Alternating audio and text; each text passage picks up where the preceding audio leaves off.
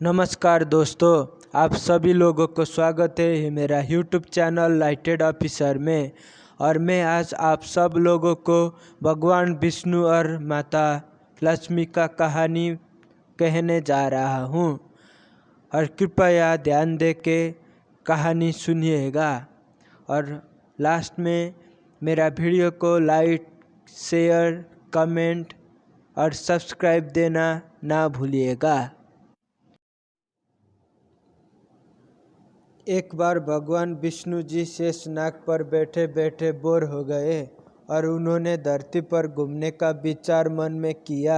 वैसे भी कई साल बीत गए थे धरती पर आए और वो अपनी यात्रा की तैयारी में लग गए।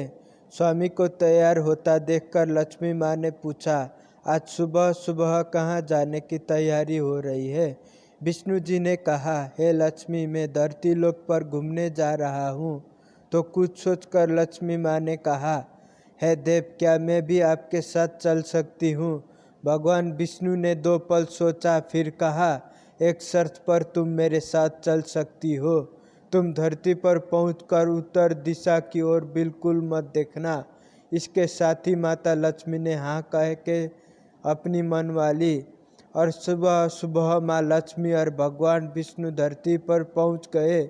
अभी सूर्य देवता निकल रहे थे। रात बरसात होकर हटी थी। चारों ओर हरियाली ही हरियाली थी। उस समय चारों ओर बहुत शांति थी और धरती बहुत ही सुंदर दिख रही थी। और माँ लक्ष्मी मंत्र मुग्ध होकर धरती को देख रही थी और भूल गई कि पति को क्या वचन देकर आई है। और चारों ओर देखती हुई कब उत्तर दिशा की ओर देखने लगी, पता ही नहीं चला। उत्तर दिशा में माँ लक्ष्मी को एक बहुत ही सुंदर बगीचा नजर आया और उस तरफ से भीनी भीनी खुशबू आ रही थी और बहुत ही सुंदर सुंदर फूल खिले थे। यह एक फूलों का खेत था और माँ लक्ष्मी बिना सोचे समझे उस खेत में गई और एक सुंदर सा फूल तोड़ लाई।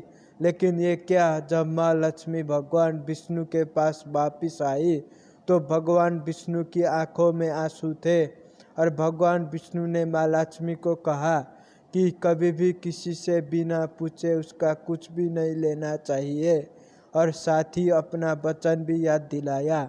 माँ लक्ष्मी को अपनी भूल का पता चला तो उन्होंने भगवान विष्णु से इस भूल की माफ़ी मांगी। तो भगवान विष्णु ने कहा कि तुमने जो भूल की है उसकी सज़ा तो तुम्हें ज़रूर मिलेगी। जिस माली के खेत से तुमने बिना पूछे फूल तोड़ा है, ये एक प्रकार की चोरी है। इसलिए अब तुम 3 साल तक माली के घर नौकर बनकर रहो। उसके बाद मैं तुम्हें बैकुंठ में वापस बुलाऊंगा। माँ लक्ष्मी ने चुपचाप सर झुकाकर हाँ कर दी और माँ लक्ष्मी एक गरीब औरत का रूप धारण करके उस खेत के मालिक के घर गई। घर का एक झोपड़ा था और मालिक का नाम माधव था। माधव की बीवी 2 बेटे और 3 बेटियां थी। सभी उस छोटे से खेत में काम करके किसी तरह से गुजारा करते थे। माँ लक्ष्मी जब एक साधारण और गरीब औरत बनकर जब माधव के झोपड़े पर गई तो माधव ने पूछा, बहन, तुम कौन हो और इस समय तुम्हें क्या चाहिए? तब माँ लक्ष्मी ने कहा, मैं एक गरीब औरत हूँ। मेरी देखभाल करने वाला कोई नहीं। मैंने कई दिनों से खाना भी नहीं खाया। मुझे कोई भी काम दे दो। साथ में तुम्हारे घर का काम भी कर दिया करूँगी। बस मुझे अपने घर में एक कोने में आसरा दे दो। माधव बहुत ही अच्छे दिल का मालिक था। उसे दया आ गई, लेकिन उसने कहा, बहन, मैं तो बहुत ही गरीब हूँ। मेरी कमाई से मेरे घर का खर्च मुश्किल से चलता है। लेकिन अगर मेरी 3 की जगह 4 बेटियाँ होती तो भी मैंने गुजारा करना था। अगर तुम मेरी बेटी बनकर जैसा रूखा सूखा हम खाते हैं उसमें खुश रह सकती हो तो बेटी अंदर आ जाओ। माधव ने माँ लक्ष्मी को अपने झोपड़े में शरण दे दी और माँ लक्ष्मी 3 साल उस माधव के घर पर नौकरानी बनकर रही। जिस दिन माँ लक्ष्मी माधव के घर आई थी उससे दूसरे दिन ही माधव को इतनी आमदनी हुई, फूलों से भी फूलों से कि शाम को एक गाय खरीद ली। फिर धीरे धीरे माधव ने काफ़ी ज़मीन खरीद ली और सब ने अच्छे अच्छे कपड़े भी बनवा लिए और फिर एक बड़ा पक्का घर भी बनवा लिया। बेटियों और बीबी ने गहने भी बनवा लिए और अब मकान भी बहुत बड़ा बनवा लिया था।